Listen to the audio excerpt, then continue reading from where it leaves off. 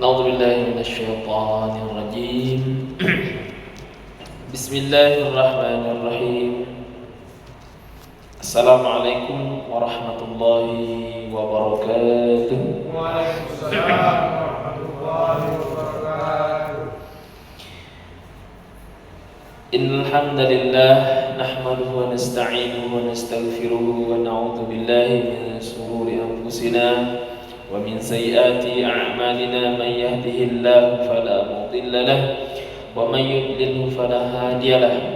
أشهد أن لا إله إلا الله وحده لا شريك له وأشهد أن سيدنا محمدا عبده ورسوله لا نبي ولا رسول بعده.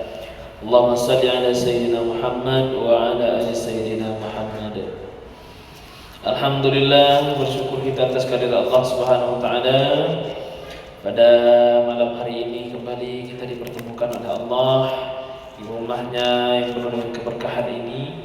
Mudah-mudahan Allah akan senantiasa mencurahkan rahmat nikmat yang banyak untuk kita semua, terutama kita yang selalu istiqamah dalam menjalankan agama ini, istiqamah untuk tetap salat berjamaah di masjid. Salawat dan salam buat junjungan kita Nabi besar Muhammad sallallahu alaihi wasallam dengan melafazkan Allahumma salli ala sayyidina Muhammad wa ala ali sayyidina Muhammad. Man shalla alayya salatan wahidan sallallahu alaihi asara. Man shalla alayya asara sallallahu alaihi mi'ata. Rawahul Muslim. Siapa yang bersalawat kepadaku, maka Allah akan bersalawat untuknya 10 kali. Satu kali dia bersalawat kepadaku, maka Allah akan bersalawat untuknya 10 kali. Dan barang siapa yang bersalawat kepadaku 10 kali, maka Allah akan membalasnya dengan membacakan salawat untuknya 100 kali. Maka daripada itu, mari kita basahi lidah kita ini dengan zikir, mengingat Allah Subhanahu wa taala, dan memperbanyak membacakan salawat kepada Nabi kita Muhammad sallallahu alaihi wasallam. Maka dalam riwayat lain Nabi sebutkan, orang yang paling pelit itu bukanlah orang yang tak mau bersedekah, bukan juga tidak mau berbagi, akan tetapi orang yang paling pelit di antara umatku itu adalah orang yang ketika mendengar namaku disebut, dia tidak mau, tak tergerak hatinya untuk membacakan salawat, tidak tergerak di hatinya untuk membacakan Allahumma salli ala Muhammad wa ala ali Muhammad. Maka daripada itu, satu di antara syarat kita akan mendapatkan syafaat dari Rasulullah sallallahu alaihi wasallam di yaumil akhir nanti adalah kita menunjukkan rasa cinta kita selain daripada mengikut titah, petuah dan nasihat dari Rasulullah, maka kita juga kerap membacakan salawat. Tidak ada rugi kita baca salawat itu. Ibarat dalam sebuah gelas yang sudah penuh terisi air, lalu kemudian kita curah lagi dalam gelas itu dengan air yang baru. Maka apa yang akan terjadi? Gelas tadi akan penuh, tumpah, meluap, dan luapan itu jatuh. Jatuh itulah yang akan kena kepada kita. Itulah manfaat daripada kita membaca salawat untuk Nabi kita Muhammad sallallahu alaihi wasallam. Bapak-bapak, ibu-ibu jamaah salat fardu maghrib yang dimuliakan oleh Allah Subhanahu wa taala, malam hari ini kita melanjutkan kajian hadis Arba'in Nawawi, yakni hadis yang ke-19. Hadis yang ke-19 secara umum, hadis ini tentang nasihat bagaimana kita menjaga agama ini, menjaga Allah. Bahasanya di sini menjaga Allah.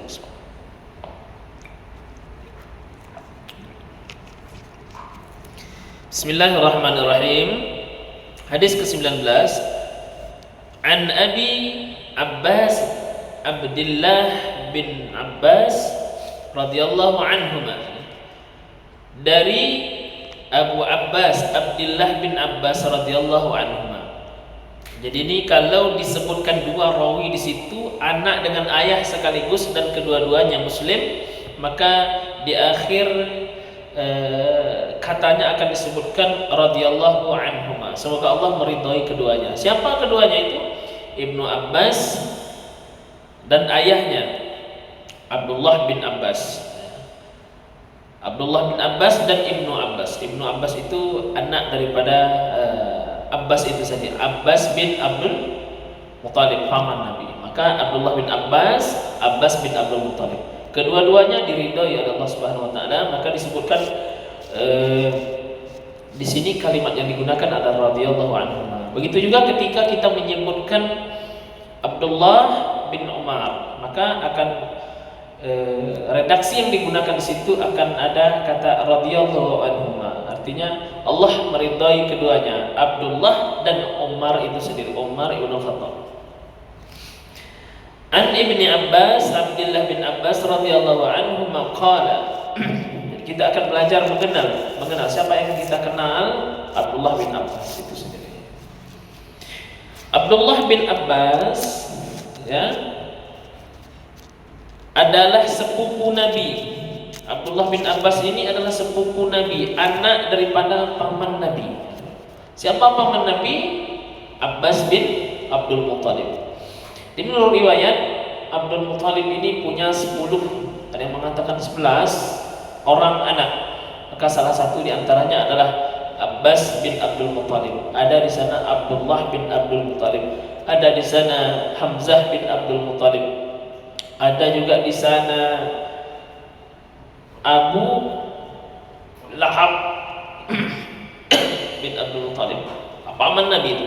Abu Lahab itu bapak-bapak, paman Nabi yang sangat sayang kepada Nabi sampai umur Nabi 40. Bayangkan, ketika Abdul Muttalib berpesan sayang, Abdul Muttalib mengumpulkan anak-anaknya, antaranya ada Abbas, ada Hamzah, ada Abu Lahab, ada Abu Talib dan seterusnya.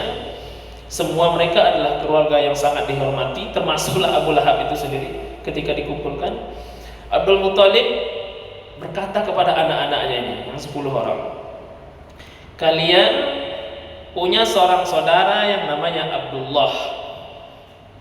Dan kalian faham Abdullah punya seorang istri namanya Aminah. Dan kalian tahu Aminah sedang mengandung putra Abdullah. Maka pesan saya kepada kalian semua, kata Abdul Muttalib, kalau anak itu, bayi itu lahir nanti, maka sayangilah bayi itu, karena itu adalah keponakan kalian semua. Semua sangat sayang Pak, termasuk Abu Talib yang anaknya banyak, termasuklah Abu Lahab dan dengkotnya orang kafir Quraisy pada waktu itu. Sangat sayang. Bahkan dikabarkan dalam riwayat ketika Nabi Muhammad dilahirkan, Aminah melahirkan, saking senangnya si Abu Lahab ini, dia memotong 7 ekor unta. Dagingnya dibagikan kepada seluruh masyarakat Mekah yang miskin-miskin, dibagikan, silakan. Jadi orang bertanya, ada apa gerangan Abu Lahab? Kau biasanya memungut upeti dari sana. Setiap orang yang datang ke Mekah ingin beribadah di Masjidil Haram yang dipenuhi dengan berhala-berhala, Latta, Uzza, Manat, Hubal. Pengurusnya atau BKM-nya itu ya Abu Lahab itu. Jadi orang kalau mau beribadah di situ mesti bayar. Termasuklah Umar, bagian daripada kepengurusan Masjidil Haram itu. Saking sayangnya, saking menjalankan amanah dari ayahnya Abdul Muttalib, disembelihlah 7 ekor unta karena lahirnya keponakannya ini. Nah, sampai kapan batas sayangnya Abu Lahab kepada Nabi Muhammad? Sampai Nabi umur 40. Itu keponakanku, ini keponakanku. Ketika masyarakat Arab salah paham tentang siapa yang akan meletakkan Hajar Aswad, maka Nabi Muhammad sebelum Islam pun dia dipercaya sebagai Al-Amin yang dapat dipercaya membawa kabilah ini, pegang ujung kain ini, ujung sana, dan bawa ditempatkan suatu tempat. Itulah dalam menentukan di mana meletakkan Hajar Aswad itu, Ka'bah itu. Jadi dia sangat sayang kepada Nabi Muhammad. Jadi kita jangan sampai punya keponakan baru lahir nengok pun tidak. Nah, itu kalah kita dengan Abu Lahab. Maka daripada itu kemudian sampai kapan dia sayang? Sampai umur Nabi 40. Ketika Nabi Muhammad berusia 40 tahun dan risalah itu kemudian datang, surat pertama turun adalah surat Al-Alaq, Iqra sampai ayat 1 sampai 5. Lalu Nabi Muhammad mengajak orang untuk masuk Islam. Disitulah mulai kebencian itu muncul. Kebencian Abu Lahab itu datang di saat Nabi mengajak orang untuk masuk Islam. Jadi berhubungan juga dengan uang, Pak. Berhubungan juga dengan bisnis, berhubungan juga dengan cuan, kata orang hari ini. Ini Muhammad ini kalau dia terus-terusan seperti ini, maka tak ada orang datang ke Masjidil Haram, tak ada orang beribadah di sana, maka tidak ada pemasukannya. Maka kemudian dia memusuhi Nabi Muhammad secara terang-terangan. Bahkan beliau juga ingin membunuh keponakannya itu sendiri. Berbeda dengan Abbas bin Abdul Muthalib. Abbas masuk Islam kemudian, meskipun tidak masuk daripada dikategorikan as-sabiqunal awwalun, orang-orang yang mula-mula masuk Islam. Termasuk paman-paman Nabi yang lain, di antaranya Hamzah. Hamzah bin Abdul Muthalib itu pun masuk Islam gara-gara kesal, sakit hati. Sakit hati kepada orang kafir Quraisy, Abu Jahal pada waktu itu, Abu Jahal ini terkenal, Pak. Terkenalnya kalau dia marah dia tak berani menatap Nabi. Itu Abu Jahal. Dia marah, Muhammad engkau seperti ini, tapi dia tak pernah menatap wajah Nabi. Itulah Abu Jahal. Beda tuh Pak, Abu Jahal masih ada suku sakatnya dengan Nabi. Nah, lalu kemudian ini bagaimana Islamnya Hamzah bin Abdul Muthalib. Abu Jahal memaki Nabi, memarahi Nabi dan lain sebagainya, sehingga terdengarlah oleh seseorang. Lalu berita ini dikabarkan kepada Hamzah bin Abdul Muthalib. Wahai Hamzah, apakah engkau tahu? Aku tidak tahu.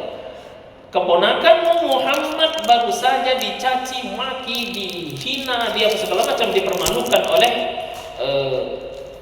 Abu Jahal. Lalu Hamzah yang mula-mulanya juga tidak ingin masuk Islam, yang mula-mulanya tidak menentang Islam, dia tidak menentang Islam tapi juga tidak menganjurkan orang masuk Islam. Itulah dia Hamzah bin Abdul Muthalib. Lalu kesal dia melihat, dia bertanya kepada Abu Jahal, Abu Jahal, apakah engkau memukul keponakanku? Kata Abu Jahal, betul. Apakah engkau memaki-maki keponakanku? Ini sayangnya Hamzah kepada keponakannya Nabi Muhammad SAW. Lalu kemudian, betul, aku memukulnya, aku memakinya, aku memarahinya, aku merendahkannya, aku menghinakannya. Wallah, kata Abu Hamzah, tidak ada alasan bagiku untuk masuk Islam kecuali engkau yang telah memperlakukan keponakanku seperti ini. Di hadapan orang ramai, asyhadu an la ilaha illallah, asyhadu anna Muhammadar Rasulullah. Lalu kemudian terjadilah riuh rendah di situ. Ada orang yang marah kepada Abu Jahal. Abu Jahal, kenapa kau pancing marahnya Hamzah tadi? Seharusnya dia tetap berada di pihak kita, memusuhi Muhammad keponakannya, tapi engkau memukul keponakannya, menghina keponakannya, mencaci maki, sehingga masuk Islam dia gara-gara engkau hina. Nah, itu yang dilakukan oleh paman-paman Nabi terhadap Nabi Sallallahu Alaihi Wasallam. Semuanya sayang kepada Nabi, termasuklah sampai di akhir hayatnya tidak mau masuk Islam. Itulah dia Abu Talib. Abu Talib itu sangat melindungi Nabi, sangat menyayangi Nabi, sangat merestui, mensupport dakwah Nabi, tapi dia sendiri tidak mau masuk Islam. Alasannya dia tidak mau masuk Islam itu karena dia merasa dia diamanahkan untuk menjaga penduduk Mekah dan merasa malu kalau petinggi daripada kafir Quraisy itu sendiri meninggalkan agama nenek moyang. Sampai lalu kemudian Nabi berdoa kepada Allah agar pamannya yang namanya Abu Talib ini masuk Islam. Tentu kemudian Allah turunkan ayat yang berbunyi, innaka la tahdi man ahbabta. Muhammad, kata Allah, engkau tidak bisa memberi hidayah kepada siapapun yang engkau kehendaki, karena hidayah itu bukan milikmu, hidayah itu milik Allah. Nah, jadi Bapak-bapak yang dimuliakan Allah Subhanahu wa taala, begitulah perlakuan paman-paman Nabi terhadap Nabi Muhammad sallallahu alaihi wasallam. Kalau sepupunya, maka itu berbeda. Ada sepupu Nabi namanya Ali bin Abi Thalib, ada namanya Ibnu Abbas atau Abdullah bin Abbas ini. Itu usianya terpaut jauh dengan Nabi sallallahu alaihi wasallam. Nah, ini yang namanya Abdullah bin Abbas bin Abdul Muthalib ini sepupu Nabi. Jarak usianya dengan Nabi adalah 50 tahun. Nah, itu dia. Sangat jauh. Meskipun sepupu tapi jaraknya 50 tahun. Artinya pada waktu Nabi meninggal dunia umurnya baru 13 tahun. 13 tahun. Jadi umur 50 Nabi hijrah dari Mekah ke Madinah. Lalu kemudian lahirlah Abdullah bin Abbas ini. Terpaut usia 50 tahun. Beliau meriwayatkan hadis cukup banyak, ada 1600 hadis yang diriwayatkan oleh Abdullah bin Abbas. Apa yang penting yang perlu kita fahami dari Abdullah bin Abbas ini, Pak? Abdullah bin Abbas ini adalah sepupu Nabi yang pernah didoakan Nabi, pegang kepalanya lalu dibacakan sebuah doa oleh Nabi yang hari ini mesti kita amalkan itu kepada anak-anak kita. Apa doa Nabi kepada Abdullah bin Abbas? Allahumma faqihhu fid din wa 'allimhu ta'wil. Ya Allah, berikanlah pemahaman atau kepahaman agama yang sempurna kepada Abdullah bin Abbas. Wa 'allimhu ta'wil, dan ajarkan dia sesuatu yang orang lain tak tahu, ilmu ta'wil itu. Maka doa Nabi ini dijabah oleh Allah. Abdullah bin Abbas ini sangat intelektual, pintar, cerdas, bahkan dia punya Quran sendiri. Itu dalam riwayat dikisahkan seperti itu. Punya Quran sendiri, apakah sama dengan Quran kita? Sama isinya, cuma redaksinya berbeda. Abdullah bin Abbas punya Quran sendiri. Urutan pertama Al-Quran ini tidak dikonsumsi karena Al-Quran itu sudah tidak ada lagi. Dia hanya pakai untuk dirinya sendiri. Itu dalam riwayat dikatakan begitu. Jadi Al-Quran Abdullah bin Abbas itu pertamanya itu surat Al-Alaq, Iqra, Bismillahirrahmanirrahim, khalaq, dan seterusnya. Maka yang paling terakhir daripada Al-Quran Abdullah bin Abbas ini itu Al-Maidah ayat 3. Al-yawma akmaltu lakum dinakum wa atmamtu alaikum ni'mati wa raditu lakumul Islam madina. Meskipun di kalangan para ulama ada yang berselisih paham apakah itu ayat terakhir Al-Maidah ayat 3 ataupun tidak. Jadi Abdullah bin Abbas atas doa Nabi Allahumma faqihhu fid din wa 'allimhu ta'wil itu dijabah oleh Allah Subhanahu wa taala. Hal ini terbukti Bapak-bapak ketika Nabi Muhammad menyampaikan surah terakhir itu Al-Maidah ayat 3, Al-yawma Al-yawma akmaltu lakum dinakum wa atmamtu alaikum ni'mati wa raditu lakumul Islam madina. Lalu kemudian Nabi meninggal tak lama setelah itu. Ketika Nabi membacakan ayat itu, Abu Bakar sedih. Termasuk Abdullah bin Abbas ini bersedih. Sementara sahabat-sahabat Nabi yang lain seperti Umar, Utsman, Ali, Thalha, Zubair dan sebagainya itu senang bergembira, termasuk masyarakat Madinah pada waktu itu bersukacita. Kenapa? Dengan sempurnanya Al-Quran, sempurnanya Islam kan, Al-yawma akmaltu lakum dinakum, hari ini telah kusempurnakan agamamu untukmu. Sempurna Islam itu. Yang lain senang. Kenapa para merasa Islam ini sudah sempurna? Alhamdulillah, dakwah ini telah sempurna. Tapi kebahagiaan itu tidak dirasakan oleh Abu Bakar, tidak pula dirasakan oleh Abdullah bin Abbas ini. Kenapa? Karena doa Nabi yang tadi wa'allimhu ta'wil, ajarkan kepada dia ya Allah ilmu ta'wil, orang lain tak paham tapi dia tahu. Lalu Umar bertanya, wahai Abdullah bin Abbas atau Ibn Abbas, kenapa engkau bersedih? Kenapa engkau diam? Wahai Umar, engkau tahukah maksud ayat ini? Kalau ayat ini dah turun, agama itu sudah disempurnakan, nikmat itu sudah dicukupkan, berarti Nabi akan meninggal, kata. Dan ternyata tak lama kemudian Nabi betul-betul berpulang tepat tanggal 12 Rabiul Awal tepat pula hari Senin Nabi SAW meninggal dunia. Dan semuanya menangis. Bahkan Umar yang paling keras, siapa yang berani mengatakan bahwasanya Nabi Muhammad itu meninggal, maka akan kutebas lehernya. Akan kutebas lehernya. Tak ada orang berani mengatakan Rasulullah meninggal. Dia hanya berjumpa dengan Allah, maka dia akan kembali lagi. Lalu ditegaskan oleh Abu Bakar, Umar, kalau kita menyembah Muhammad, maka Muhammad sudah meninggal dunia. Itu ayat Al-Quran. Tapi kalau kita menyembah Allah, maka Allah tak akan pernah mati. Allah abadi lagi kekal. Nah, jadi Bapak ini muliakan Allah Subhanahu wa taala, tak ada salah kita mencoba itu kepada anak-anak kita ketika dia tidur. Bacakan doa Nabi untuk Abdullah bin Abbas itu, Allahumma faqihhu fid din wa 'allimhu ta'wil. Banyak doa-doa yang kemudian para ulama merumuskan Bapak, di antaranya doa bagaimana ayat Al-Quran bagaimana untuk melembutkan hati anak yang keras, melembutkan istri atau hatinya yang keras, atau siapapun yang keras itu hatinya. Maka para ulama kemudian merumuskan ada beberapa, termasuklah surat Toha ayat 1 sampai 5. Para ulama mengatakan maksudnya itu ayat bisa melembutkan hati orang, bisa melembutkan hati anak, melembutkan hati anak yang susah belajar dan seterusnya.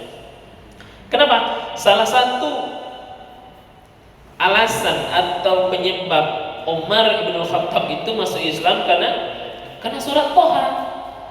Ketika Umar ibn Khattab membawa pedangnya dan ingin mencari di mana Rasulullah dan dia ingin membunuhnya, lalu di tengah jalan dia berjumpa dengan seseorang. Wahai Umar, engkau ingin pergi kemana bawa pedang ini? Karena Umar tak biasa-biasa bawa pedang. Engkau mau kemana? Kata Umar, aku ingin membunuh Muhammad. Lalu kata orang ini tadi, kenapa engkau ingin membunuh Muhammad? Karena Muhammad sudah mengobrak-abrik agama nenek moyang kami. Dia sumber kekacauan di Mekah. Tengoklah hari ini saudara berkelahi, semua gara-gara Muhammad. Maka masalahnya adalah Muhammad, solusinya adalah kita bunuh Muhammad. Kata orang ini tadi, kenapa engkau ingin membunuh Muhammad? Bunuh adikmu dulu. Siapa adikmu? Fatimah binti Khattab, adik perempuanmu. Mendengar orang ini berbicara bunuh dulu adikmu yang bernama Fatimah binti Khattab karena dia sudah mengikuti agama Muhammad, tak jadi dia pergi ke rumah Nabi Muhammad. Balik dia. Balik. Lalu sampailah ke rumah adiknya. Lalu dia mendengarkan adiknya sedang membaca Al-Quran. Itulah surat At-Toha itu. Lalu kemudian didobrak pintu, singkat ceritanya dipukullahnya adiknya Fatimah binti Khattab ini, berdarah pipinya, lalu kemudian jatuh secari kertas. Lalu berebut dia mengambil secari kertas ini tadi, diambil, disembunyikan di belakang badannya. Lalu Umar memaksa, berikan atau kau kupukul. Kata adiknya, tangan durjana sepertimu tak layak menyentuh lembaran yang suci ini. Akhirnya dia berlembut dengan adiknya, saya berjanji kalau engkau beri aku lembaran itu dengan baik-baik, aku tidak mengapa-apakan dirimu. Lalu kemudian lembaran itu diberi oleh adiknya Fatimah binti Khattab kepada Umar. Umar baca, Bismillahirrahmanirrahim, Toha ma anzalna alaikal qur'ana litashqa illa tadhkiratan liman yakhsha. Apa lagi Ustaz? Tanzilam min apa itu? Lupa saya. Surat Toha, Ar-Rahmanu 'alal 'arsy istawa, ayat 5. Lalu kemudian menjadikan hati Umar yang begitu keras, yang dulunya menentang Islam dan sebagainya, dengan mukjizat surat Toha ini tadi lembut hati Umar. Lalu dia bertanya pada adiknya, wahai adikku, ini bukan orang yang menulis ini. Siapapun yang menulis ini, yang berkata ini, yang mengatakan ini, maka dia layak untuk disembah. Karena orang Arab dulu jago bersyair, jago membuat gaya bahasa uslub yang indah, tapi tidak bisa menandingi keindahan gaya bahasa Al-Quran. Orang Arab belum pernah menulis sebuah tulisan dengan kata-kata harful muqatta'ah, huruf yang terpenggal, huruf yang terputus-putus. Orang Arab tak pernah buat itu. Tapi Al-Quran ada Toha, Yasin, Kaf, Ha, Ya, Ain, Sad, Nun, dan seterusnya. Sehingga ini gaya bahasa yang luar biasa ini mampu menggetarkan Umar bin Khattab. Itulah surat Thaha. Maka surat Thaha, Bapak-bapak, bisa kita pakai, kita bacakan itu kepada anak-anak kita yang barangkali dalam tanda petik bandel, susah diingatkan misalnya. Tapi kalau sekali baca, 2 kali baca belum dikabulkan Allah, jangan putus asa. Karena Nabi kita sudah mencontohkan, Nabi Muhammad minta pindah kiblat dari Masjidil Aqsa ke Masjidil Haram saya butuh waktu berapa lama? 16 bulan. Ada yang mengatakan 17 bulan. Fawalli wajhaka syatral Masjidil Haram. Itu setelah 16 bulan atau 17 bulan baru dikabulkan Allah Subhanahu wa taala. Lalu bagaimana kita berdoa 1, 2, 3 kali minta dikabulkan oleh Allah? Maka jangan pernah berputus asa dari rahmat Allah. Bunyi hadisnya itu sanad gitu, penjelasan sanad tuh. Kuntu khalfan Nabi sallallahu alaihi wasallam yauman faqala, di saat aku, kata Abdullah bin Abbas tadi atau Ibni Abbas tadi, pada suatu hari saya di belakang Nabi sallallahu alaihi wasallam, faqala, kemudian dia berkata, ya ulam, wahai bocil, wahai anak-anak gitu kan. Inni u'allimuka kalimatin, ya, sesungguhnya aku ingin mengajarkanmu satu kalimat. Ihfazillah yahfaz, ihfazillah yahfaz, jagalah Allah, jagalah Allah, niscaya pasti Allah akan menjagamu. Tajidhu tujahak, idza sa'alta fas'alillah. Iza sa'alta fas'alillah, ketika atau apabila engkau meminta, fas'alillah, maka mintalah kepada Allah. Wa iza ista'anta fasta'in billah, kalau engkau minta tolong maka minta tolonglah kepada Allah. Wa'lam annal ummata law ijtama'at, seandainya suatu umat itu dikumpulkan, ala ayyam fa'uka, untuk mendatangkan manfaat kepadamu atau memberikan pertolongan kepadamu, bisyai, dengan sesuatu, lam yanfa'uka, orang itu tidak bisa mendatangkan manfaat sama sekali untukmu, illa bisyai'in, kecuali yang sudah qad katabahu Allah, yang telah ditetapkan oleh Allah.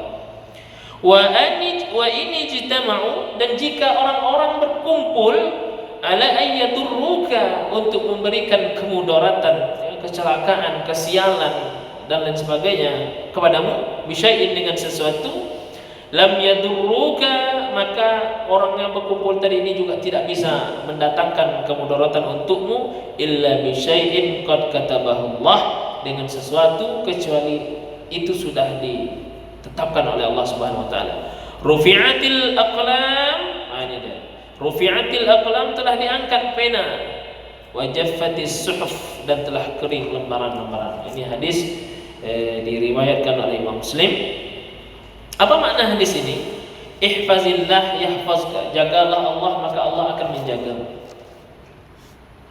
Hadis ini selaras dengan sebuah ayat dalam Al-Quran, surah Muhammad ayat 7. In tansurullaha yansurkum wa yuthabbit aqdamakum. Jika engkau menolong agama Allah, maka Allah akan kokohkan kakimu, Allah akan menolong kamu. Ihfazillah yahfazka, jagalah Allah maka Allah akan menjagamu. Maka para ulama, musannif pengarang kitab ini, Imam Nawawi mensyarah hadis ini adalah, maksudnya ayyahfazu haqqillah, menjaga Allah itu menjaga hak-hak Allah. Semisal apa hak-hak Allah? Apa yang kita lakukan tadi, sholat berjamaah, itu adalah hak Allah, ya. Kemudian menjaga pandangan, menjaga lisan, wala taqrabuz zina, ya.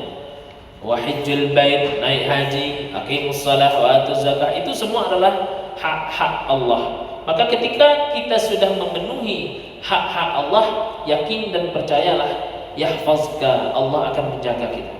Bagaimana bentuk Allah menjaga kita? Allah sehatkan badan kita, Allah murahkan rezeki kita, Allah lancarkan urusan kita. Bukan kita yang hebat, Pak. Jadi sebetulnya rumus hidup kita ini supaya tidak ada keangkuhan, kesombongan dalam hati kita, maka kita merasa diri kita ini adalah hina, rendah di hadapan Allah Subhanahu wa taala. Tidak pula kita merasa hebat di hadapan Allah. Bukan kita yang hebat, tapi Allah yang mudahkan. Oh, saya bisa selesaikan ini, bukan. Kalau Allah tidak berkehendak atas sebuah urusan, maka kita akan tak pernah menyelesaikan urusan tersebut. Jadi bukan kita yang hebat, tapi Allah yang memudahkan urusan kita. Maka dalam doa, Allahumma yassir wa la tu'assir ya muyassir fa inna kulla asir ladaika yassir. Allah muyassir, Allah mudahkan. Maka di ujung doa itu, yassarallahu lana umurana, ya Allah permudahkanlah urusan kita. Lalu kemudian, fa idza sa'alta fas'alillah, kalau engkau bertanya maka bertanyalah kepada Allah. Wa idza sta'anta fasta'in billah, kalau engkau minta tolong maka minta tolonglah kepada Allah. Artinya tak perlu kita minta tolong kepada hal-hal yang lain yang mendatangkan kesyirikan dan lain sebagainya. Banyak orang hari ini, Pak, di zaman modern hari ini pun praktek-praktek syirik itu masih ada. Bahkan saya menemukan 83 di antara anak-anak saya yang mengaji di TPQ saya itu setiap malam, masih ada beberapa orang dengan kepercayaan yang masih memakai gelang. Gelang itu ya sebetulnya apa saja, Pak? Benang saja yang diikat di bintal-bintal dengan warna-warna. Lalu saya tanya, tidak langsung saya tanggalkan, takut nanti orang tuanya marah. Tapi kita akan berikan pelajaran itu. Untuk apa ini? Kata ayah supaya tak diganggu setan. Nah, kata ayah supaya tak diganggu setan. Jadi kalau pulang mengaji dia jalan kaki, setan-setan tak berani mengganggu dia karena ada tangkal itu, Pak. Jadi masih ada kepercayaan-kepercayaan. Lalu kita berikan pemahaman bahwasanya dosa yang paling besar yang tak bisa diampuni oleh Allah adalah innasyirka la zulmun azim. Dosa yang paling besar itu adalah menduakan Allah, syirik, percaya ada kekuatan lain selain Allah. Allah itu tidak suka diduakan, Pak. Allah tak suka diduakan. Allah itu sangat marah, cemburu kepada kita kalau kita menduakan dia dengan sesuatu yang kita anggap ada kekuatan lain. Makanya dalam doa juga dalam banyak kalimat la haula wala quwata illa billah, tidak ada daya upaya, tidak ada kekuatan kecuali kekuatan Allah. Maka bapak-bapak yang kerjanya di sektor atau segala macam, maka masuklah dengan melafazkan bismillahirrahmanirrahim. Tak perlu lagi masuk ke hutan-hutan yang baru kita tempuh dengan berkata tu permisi anak cucu numpang lewat dan sebagainya. Tak perlu ya, cukup dengan bismillah. Jadi Allah alam entah iya entah tidak ketika ada orang kesurupan, ya, ada orang kesurupan. Ini banyak model, kadang orang kesurupan itu bisa diajak ngobrol, dan saya pernah mengalami itu, bisa diajak bicara. Waktu saya kuliah tahun 2009 dulu, Pak, ada seorang anak yang kerjanya mancing malam masuk dia ke hutan kota Pekanbaru itu. HP Android belum ada, yang ada HP center itu. Namanya Rahmat, ingat saya. Jadi Rahmat, saya tinggal di masjid, Ustaz. Kira-kira jam 2 dibangunkan. Assalamualaikum Ustaz. Waalaikumsalam. Ada apa ini? Rahmat kesurupan Ustaz. Iya. Kenapa? Lari saya, berlari pakai sarung, pakai baju, pergi ke rumah Rahmat. Sudah ngamuk dia, Pak. Sudah ngamuk. Tidak ada yang abang-abangnya megang tangannya tak kuat. Saking kuatnya tenaga si Rahmat ini. Saya pegang HP Nokia yang sudah punya internet. Saya browsing bagaimana cara mengatasi orang kesurupan karena saya tak pernah mengalami itu. Lalu katanya dipencet ujung kakinya, dipencet jempolnya. Pencet jempol, saya pencet jempol, marah dia. Sakit katanya. Lalu kemudian entah dari mana, wallahu a'lam bishawab, waktu itu berderinglah HP saya. Itu nada deringnya itu memang tak boleh sebetulnya karena kita belum paham. Itu ayat kursi. Allahu la ilaha illa huwal hayyul qayyum. Kalau tak salah alarm itu, bukan orang nelpon, alarm berbunyi jam 2. La tak. Ditengoknya saya, Pak. Matanya usah ditengoknya. Dalam hati saya, kenapa ini? Berarti ada sesuatu dengan ayat ini. Lalu kenapa? Kenapa? Berhenti putarkan itu katanya. Berhenti. Kalau tidak marah dia. Lalu saya kemudian ke kawan-kawan semua itu, coba yang hafal ayat kursi kita baca sama-sama. Allahu, itulah dia merauk, Pak, marah, memang sebenarnya. Lalu kemudian Ada di antara abangnya bertanya, kamu siapa? Baru dia jelaskan, aku penghuni di sana, kata dia. Tapi dia begini Pak. Mungkin jin berbentuk harimau, wallahu a'lam bishawab, nanti dibilang tahayul pula segala macam. Tapi seperti itu yang saya alami, saya lihat sendiri. Lalu kemudian ada semacam interaksi lah dalam tubuhnya. Saya bilang, kalau engkau Islam tolong keluar, karena Nabi kita sudah jelaskan bahwasanya dalam Al-Quran juga ada golongan jin dan manusia. Jin juga ada yang Islam. Kalau yang Islam itu Pak, ayat kursi dia lebih hafal dari kita. Ketika kita tak tahu apa sambungan, dia akan mengaji, dia tidak akan kepanasan itu. Nah, tapi kita harus mintanya secara baik. Secara baik artinya, ini saudaramu sama-sama umat Islam, mohon kamu keluar, kamu berlaku zalim, dan maka dia akan keluar. Dan kebetulan yang masuk ini jin kafir, maka dibacakan itu, keluar, kalau tak makin kencang kami baca, keluar. Lalu saya bertanya dengan Rahmat setelah dia sadar, apa yang pertama kali diminta? Minum Pak, katanya. Haus betul, katanya. Ternyata energi itu begitu banyak di sana. Lalu kemudian saya tanya, Rahmat, apa yang terjadi Pak? Nggak tahu saya Ustaz, saya mancing, katanya. Saya mancing, lalu saya megang HP, tiba-tiba HP itu, kata dia, tulisannya besar-besar. Tulisan besar-besar. Kamu ada melakukan sesuatu di sini? Tak ada Ustaz. Izin? Tak juga. Jadi tak ada yang saya lakukan, masuk aja saya mancing-mancing. Itulah Pak. Jadi ternyata sebelum itu tadi sempat juga terjadi perbincangan, kalau kita izin masuk suatu tempat yang baru atau anak cucu numpang lewat, maka menurut informasi ini tadi dia akan minggir Pak, merasa dihormati, merasa dimuliakan. Di situ letak syirik. Orang ini hormat dengan kita nih, orang ini memuliakan kita nih, kasih jalan, jangan diganggu. Akan kasih tahu dengan yang lain-lain, jangan diganggu, dia sudah hormat pada saya. Itu letak syirik itu. Lalu kemudian, kalau kami baca bismillah, kami kabur, katanya. Jadi itu bedanya. Kalau kita minta izin ke tempat baru, anak cucu numpang mancing dan sebagainya, dia akan minggir kasih kita jalan.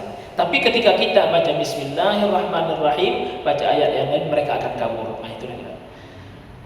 Nah, Bapak, Ibu-ibu yang dimuliakan oleh Allah Subhanahu wa taala. Nah, wa idza sta'anta fasta'in billah. Kalau kita minta tolong, maka minta tolonglah kepada Allah, jangan kepada yang lain. Law ijtama'at ala ay yanfa'uka bi syai'in la yanfa'uka. Ini tadi bahwasanya kalau kita umat seluruhnya bersatu lalu kemudian ingin mendatangkan sebuah manfaat kepada seseorang, maka kita akan pernah mendapatkan mendatangkan manfaat itu kecuali Allah sudah tetapkan. Kata kuncinya di belakang ini Bapak-bapak, kata kuncinya tadi adalah rufi'atil aqlam wa jaffatis suhuf.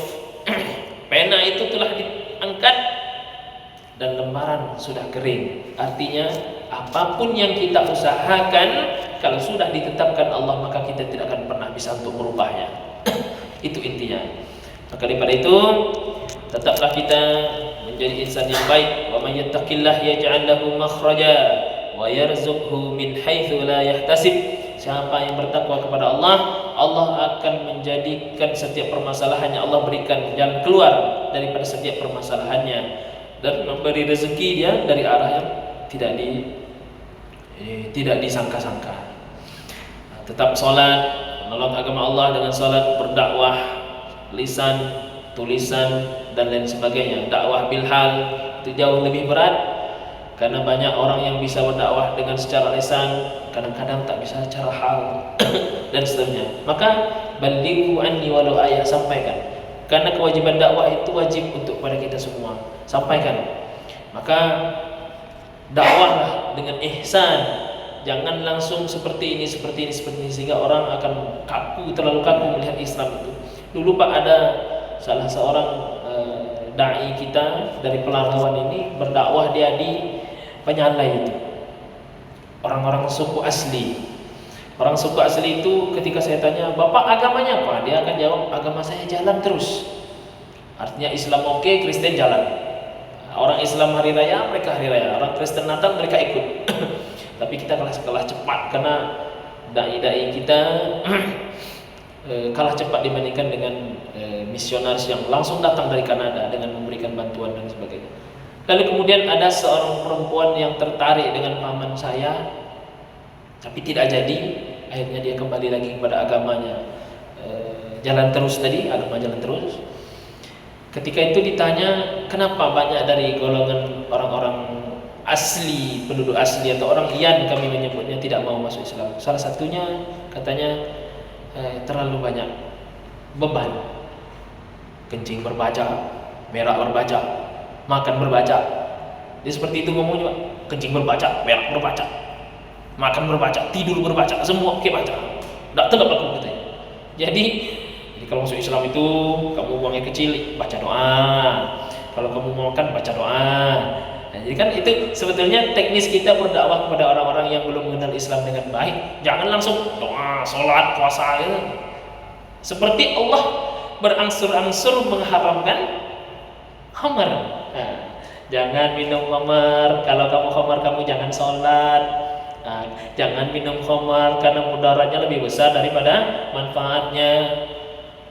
Kemudian Nabi kuatkan lagi, innamal khamru ummul khaba'is, kata Nabi, khamar itu induk daripada kejahatan. Wa man syaribaha, siapa yang meminumnya, lam yuqballallahu minhu salatan arba'ina yauman, tak diterima salatnya 40 hari 40 malam. Fa idza mata, kalau mati dia gara-gara minuman khamar ini tadi dan keronco-keronconya, sabu, ekstasi dan lain sebagainya, turunannya,